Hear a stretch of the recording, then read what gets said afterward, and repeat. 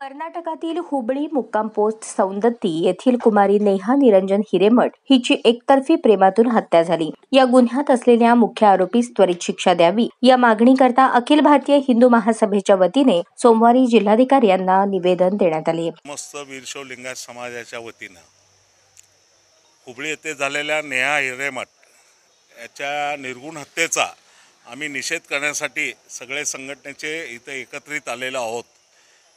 त्या जो कोणी फयाज शेख म्हणून जो कोणी आहे त्याला सरकारने लवकरात लवकर फाशीची शिक्षा द्यावी। झालेली घटना दुर्दैवी असून लवकरात लवकर कर्नाटक सरकारने गुन्हेगारास अटक करावी अशी मागणी जंगम समाज नारी ग्रुपच्या धानम्मा मदली यांनी केली। जंगम समाज नारी ग्रुप तर्फे आलेला आहे आणि हुबळीत हे घटना घडलेला लई मोठा धोकादायक आहे आणि नेहा यांचं हत्या झालेलं आहे।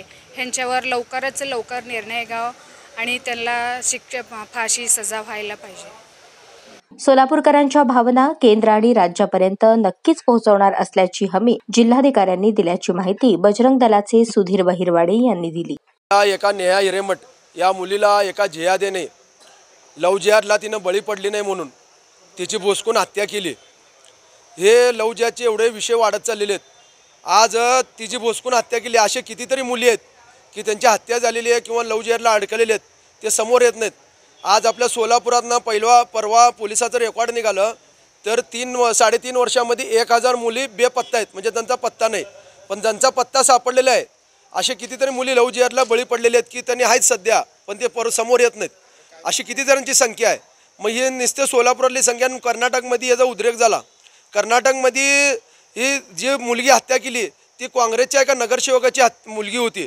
मग ज्यावेळेला हे काँग्रेस त्यावेळेला तिथं ते स्वतःसुद्धा नगरसेवक ते लव जिहादसाठी हत्या झाली म्हणून बोलायला तयार नाही, त्यांचं नाव घ्यायला तयार नाही। म्हणजे हे कुठंतरी अजून की ते त्यांना त्या ज्या जिहादींना पाठीशी घालण्याचं काम हे काँग्रेस करत आहे। जिल्हाधिकाऱ्याने आम्हाला अमित शाह याकडं हे आम्ही जरूर पोचवू, महाराष्ट्र शासनाकडनं आपली कैफियत पोचवू असं त्यांनी म्हणालं। दरम्यान सोमवारी सायंकाळी लिंगायत समाजाच्या विविध महिला संघटनांच्या वतीने श्री सिद्धरामेश्वर मंदिरापासून समाजातील महिला मंडळाच्या वतीने कॅन्डल मार्च काढण्यात आला। नमस्कार। नेहा हिरेमठ या हिंदू लिंगायत 23 वर्षीय मुलीची हत्या 18 एप्रिल रोजी फयाज या नावाच्या 24 वर्षीय मुलाने अतिशय क्रूरपणे केलेली आहे। त्याचा निषेध म्हणून सर्व महिला मंडळांनी, सोलापूरच्या लिंगायत महिला मंडळांनी ही कॅन्डल मार्च आयोजली आहे। तर ही कॅन्डल मार्च फक्त एक संदेश देऊ इच्छित आहे की याला तीव्रच्या तीव्र शिक्षा म्हणजे फाशीची शिक्षा नाही तर या प्रशासनाने कठोर निर्णय घेऊन यांना तातडीने सजा द्यायचा पूर्णपणे आता निर्णय घेणे गरजेचे आहे की जेणेकरून भविष्यात आमच्या या हिंदू लिंगायत असू देत किंवा भारतवर्षातल्या अनेक अशा विद्यार्थिनी, महिला, ताई, अक्का आमच्या सगळ्या असू देत यांच्या सुरक्षिततेचा संदेश देण्यासाठी आम्ही ही कॅन्डल यात्रा आयोजली आहे।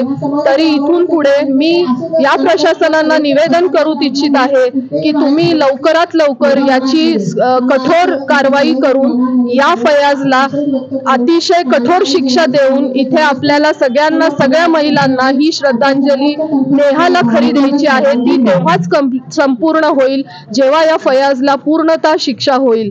त्यामुळे मी या निमित्ताने सगळ्यांना सांगू इच्छित आहे की आपल्या मुलींची घरातली सुरक्षितता ही इथंच संपत नाही तर आपण त्यांना वेळ देऊन त्यांच्या सगळ्या त्यांच्या दिनचर्यावरती लक्ष ठेवून आपण त्यांना त्यांची सेफ्टी, सिक्युरिटी द्यायचं कर्तव्य केलं पाहिजे आणि असे लव जिहाद पुढे न होण्याची काळजी आपण घेतली पाहिजे आणि त्यांना ह्या सगळ्या पुढचा कुठला फयाज हा चाकू उचलताना 100 वेळा त्यांनी विचार केला पाहिजे।